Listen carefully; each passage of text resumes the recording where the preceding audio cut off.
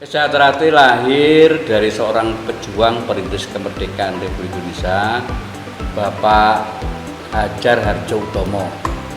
Namun dari hal perjuangan itulah kemudian Sejahtera menjadi besar, kemudian diakui oleh pemerintah sebagai 10 perguruan historis yang mendirikan IPSI. Yang pertama itu. Yang kedua, Bapak Ki Hadjar Hardjo Utomo sendiri mendapatkan kehormatan menjadi pahlawan perintis kemerdekaan Republik Indonesia. Kemudian perjuangan beliau dilanjutkan oleh penerusnya Pak Sutomo Mangkujoyo tahun 53 dulu, kemudian digantikan kembali oleh Raden Mas Imam Kusupangat dan almarhum Mas Tarmadji Budiarsono. Ini yang dari pusat. Kemudian dalam perkembangannya di Bojonegoro, kalau yang di Bojonegoro itu berdiri tahun 1982. Tapi diawali oleh seorang pemuda yang bernama Sriyanto, itu mendirikan di Burno, yang diawali dengan adanya pertunjukan pencak dan beliau ikut di sana. Ikut menggunakan gerakannya di sana sehingga dikenal oleh masyarakat, maka bisa mendirikan pencak di Burno sana tahun 79. Karena dulu tuh SMA itu harus bergeser ke Bojonegoro, maka latan yang di Burno itu bergeser ke Bojonegoro. SMA-nya ada di Bojonegoro. Di Burno belum ada dulu SMA begitu.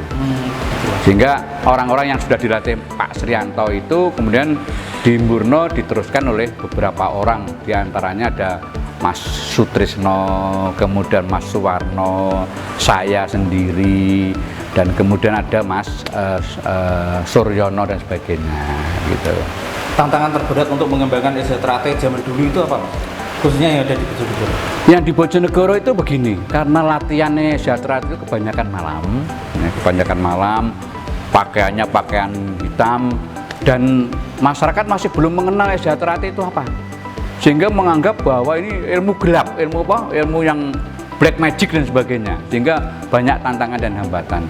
Namun karena bagaimana kita bisa mensosialisasikan, bisa menunjukkan bahwa Sejahtera itu baik, ya bisa berkembang sampai sekarang ini gitu. Terus yang menjadi khas sendiri dari Sejahtera itu apa? Ada dua hal di Sejahtera yang menjadi kekhasan. Yang pertama, ada gerakan-gerakan toto lahirnya. Jadi ada toto lahir, ada toto batinnya. Dua hal itu.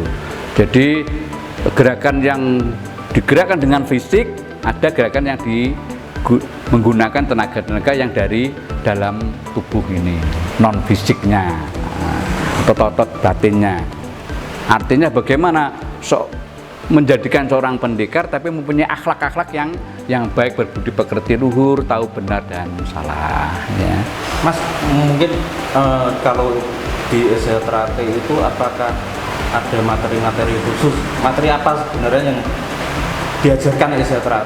Kalau mungkin ada teman-teman mungkin mau ikut latihan, masih penasaran apa sih yang diajarkan Sejahtera? Latihan di Sejahtera ya seperti pada pencak umumnya. Ya alhamdulillah Sejahtera itu salah satu bela diri yang di Bojonegoro ini juga termasuk mungkin agak besar.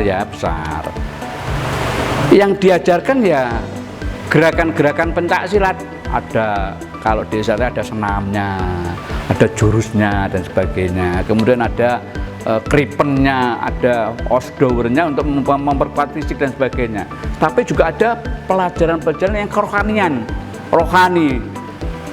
Untuk mencetak seorang pendekar yang baik harus juga balance dengan akhlak yang baik, sehingga ya fisiknya baik, kependekarannya baik, tapi juga dengan cara-cara melatih dengan nurani yang baik, akhlak yang baik, atau yang dinamakan keesaan atau kesetiahatian gitu. Mas, mungkin bisa dijelaskan tentang sejarah Padepokan Sejahtera cabang Bojonegoro. Di Jadi Bojonegoro ini mempunyai padepokan ini unik memang. Karena keinginan Mas Warno dulu sebagai ketua SH cabang Bojonegoro yang dulu itu pengen mempunyai lahan padepokan, maka kita beli. Mas Warno itu mengambil uang di bank, mau pinjam uang di bank untuk membiayai pembelian tanah itu. Kemudian kita mengangsur untuk mengganti. 7 kali 100, jadi 7 meter kali 100 meter ke belakang. Gitu. Dan alhamdulillah SH bisa mengangsur kembali, kemudian setelah itu bisa membeli sedikit demi sedikit tanah ini. Sehingga kalau kita melihat total ada 3.900 meter persegi di sini. Ya dulu ya ini masih di tepian kota, tapi sekarang sudah menjadi perkotaan yang demikian. Tahun berapa Mas? Itu tahun 2000-an lah, di awal dari tahun 2000-an. Kemudian alhamdulillah dari 7 meter itu bisa beli lagi 50 kali 10, 50 kali 10, sehingga di belakang sana. Kemudian kita beli lagi yang di depan ini. Ya habisnya dengan perkembangan, dengan pembiayaan seluruh total ini hampir 1 miliar lah waktu itu. Terus pendanaan sendiri itu? Begini, ada semacam sumbangan-sumbangan dari calon warga atau siswa. Jadi tidak ada warga yang kita tarik, tidak ada. Jadi siswa menyumbang beberapa, kayak kalau tingkatan di SH ada tingkatan polos, jambon, hijau, putih begitu. Setiap kenaikan tingkat itu kita membayar mungkin 10.000, ini dikumpulkan sedikit demi sedikit. Alhamdulillah bisa membangun ini. Dan alhamdulillah membangun area yang sebesar ini dengan pada waktu itu masih hanya 1 M. Itu serepes pun kita tidak pernah berhutang pada siapapun atau meminta sumbangan kepada siapapun. Ini SH cabang Bojonegoro.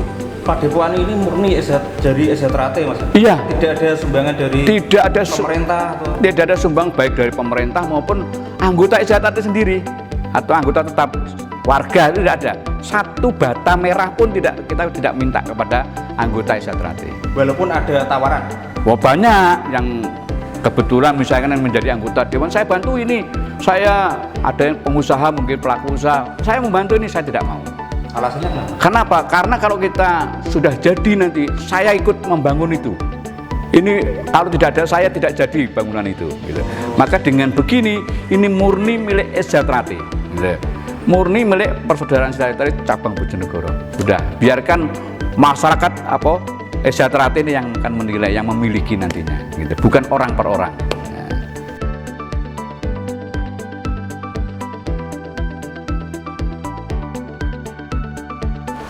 Saudaraku, kawanku, subscribe dan like Update TV dan nantikan episode selanjutnya.